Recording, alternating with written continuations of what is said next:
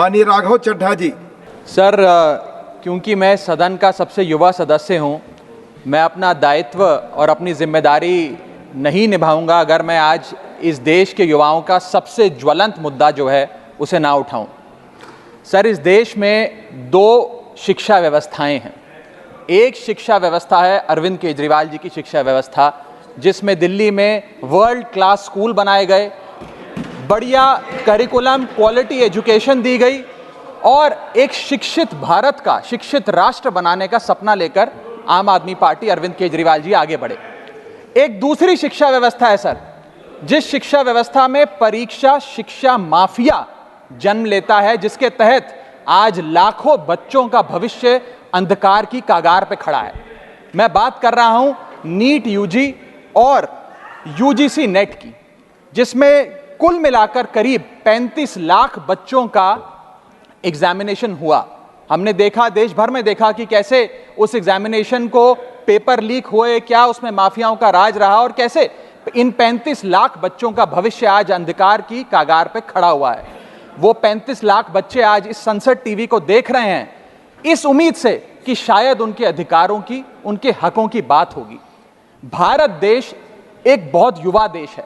भारत की 65% आबादी 35 साल से कम आयु की है। मैं आपको बताना चाहूंगा कि इस दुनिया के सबसे युवा देशों में भारत आता है, जहां जापान की पॉपुलेशन की औसत उम्र 50 साल है, इटली की 48 साल है, जर्मनी की 46 साल है, यूनाइटेड किंगडम की 40 साल है, चीन की 40 साल है। जहां विकसित देश बूढ़े होते जा रहे हैं, भारत देश जवान हो रहा है। भारत की औसत उम्र आज मात्र 29 साल है। लेकिन हमने इस युवा भारत के लिए किया क्या? मैं आपको बताना चाहूंगा कि भारत में दुनिया की सेकेंड हाईएस्ट स्टूडेंट पॉपुलेशन है। अगर आप प्राइमरी, सेकेंडरी और हायर एजुकेशन को जोड़ लें तो कुल मिलाकर 31 करोड़ आबादी भारत देश की स्टूडेंट्स कहलाती है, यानी कि पढ़ाई लिखाई का काम करते हैं। लेकिन उन युवाओं के लिए हमने किया क्या? मैं बताना चाहता हूं कि इस व्यवस्था ने, इस सरकार ने उन लोगों के लिए क्या किया। 2 आईपीएल हैं सर इस देश में। एक आईपीएल है जिसमें गेंद और बल्ले का खेल होता है, जिसे कहते हैं इंडियन प्रीमियर लीग, और दूसरा आईपीएल है जिसमें युवाओं के भविष्य के साथ खेल होता है, जो है इंडियन पेपर लीग। और आज मैं उसकी पूरी सूची लाया हूं कि कैसे युवाओं के भविष्य को सिक्योर करना तो छोड़िए, उसे बर्बाद करने का काम किया गया। और उस सूची में मैं नाम पढ़ के आपका ध्यान आकर्षित करना चाहूंगा कि क्या क्या हमने अपने देश के युवाओं को दिया है। पहला, व्यापम स्कैम। दूसरा, यूजीसी नेट पेपर लीक। तीसरा, Telangana secondary school certificate examination Hindi paper leak. Assam HSC-LC general science paper leak. Uttar Pradesh लेखपाल recruitment exam paper leak. Rajasthan forest guard recruitment exam paper leak. Bihar public service commission exam paper leak. Gujarat head clerk exam paper leak. SSC CGL exam paper leak. UP TET exam paper leak. Rajasthan university paper leak. UP PSC paper leak. Maharashtra HSC exam chemistry paper leak. UP police constable qualifying exam paper leak. REET यानी कि Rajasthan eligibility examination for teachers paper leak. Haryana police constable exam paper leak. Himachal Pradesh police constable exam paper leak. Railway recruitment board group D exam paper leak. Orissa teacher eligibility test paper leak. Assam police recruitment exam paper leak. Bihar board का 10वीं कक्षा का भी examination paper leak. Telangana SSC exam paper leak. Karnataka SSC-LC exam paper leak. Delhi university law entrance exam paper leak.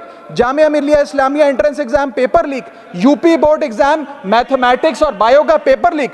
Rajasthan teacher recruitment exam paper leak. और इस साल का NEET का 2024 का पेपर लीक। माननीय राघव चड्ढा जी, ये ऑथेंटिकेट करके आप यहाँ मैं दूंगा सर, सारी रिपोर्ट दूंगा। Thank you sir. आज हम अपने देश के युवाओं को एक अच्छी शिक्षा व्यवस्था नहीं दे पाए, नौकरियां नहीं दे पाए, बेरोजगारी चरम पर है, ऑर्गेनाइज सेक्टर की बेरोजगारी चरम पर है और अनऑर्गेनाइज सेक्टर की तो आंकड़ों की क्या बात करी जाए। सर मैं इन स्टूडेंट्स की पीड़ा इसलिए भी समझता हूं क्योंकि मैं खुद स्टूडेंट रहा हूं।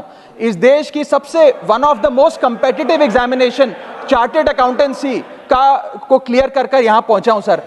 मुझे पता है कि क्या पीड़ा होती है जब सालों की आपकी मेहनत पर पानी फिर जाए क्योंकि एक एग्जामिनेशन, एक पेपर लीक हो जाता है। तब सिर्फ दिल नहीं टूटता विद्यार्थी एक इंसान पूरा टूट जाता है, उसका मनोबल टूट जाता है।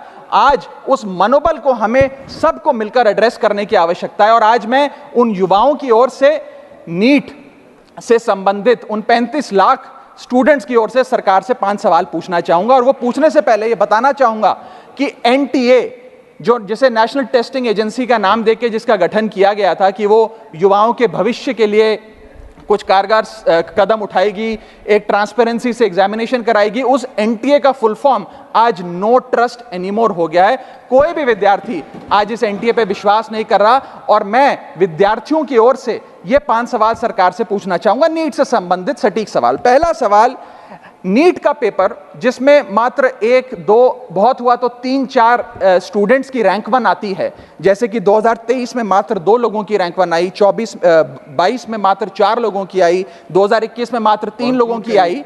जब इतने कम स्टूडेंट्स की रैंक 1 आती है, तो इस साल 2024 के नीट के पेपर में कैसे 67 बच्चों की रैंक 1 आ गई, जबकि फैकल्टी और टीचर्स ये मानते हैं कि बहुत मुश्किल पेपर था। सर मेरी पार्टी का समय बचा हुआ है सर, प्लीज मेरे को 2-3 मिनट दे दीजिए। नहीं सर, 4 मिनट 5 मिनट भी नहीं हुए सर, वक्त दे दीजिए please. Conclude with in sir 1 minute conclude, otherwise I will move. Sir वक्त ऐसे मत दीजिए कि ठीक लगे सर, वक्त ऐसे मत दीजिए कि ठीक लगे, बाकी जो आपको ठीक लगे। सर मेरा दूसरा सवाल, कैसे मैथमेटिकली इम्पॉसिबल नंबर स्टूडेंट्स के आते हैं? इस एग्जाम में या तो 720 नंबर आएंगे जिसके सारे जवाब सही हैं, और अगर एक भी गलत हो गया तो आप 715 नंबरों पे आ जाएंगे।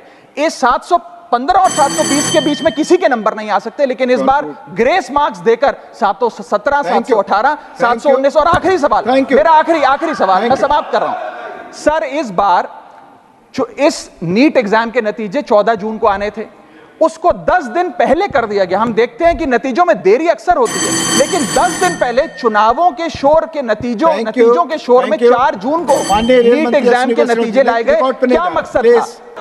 आप ऑथेंटिकेट करके देंगे। You have raised, minister has replied, no I am It's not debate, sir. No debate. No debate. You have raised the point. He has clarified it. No. आप राइटिंग में दे दीजिएगा. I have already told it. Authenticate. Please, no.